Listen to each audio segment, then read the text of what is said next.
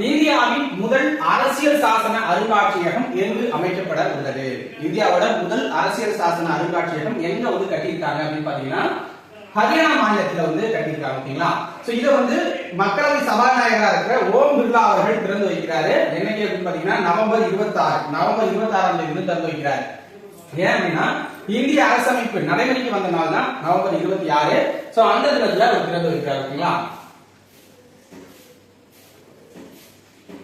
So Haryana மாநிலத்தில் இருக்கிற OP Jindal global பல்கலைக்கழகம் அப்படிங்கிறாங்க. சோ அவங்க தான் இதை வந்து கிரியேட் பண்றாங்க. சோ அந்த பல்கலைக்கழகத்துல தான் இந்த அரசியல் சாசன அருங்காட்சியகம் அப்படிங்கிறது அமைக்கப்பட இருக்கு.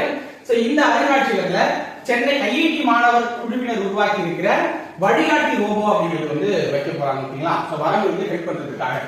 சோ இந்த அருங்காட்சியகம் அப்படிங்கிறது 10,000 சதுரடி பரப்பளவுல உருவாக்கி இருக்காங்க.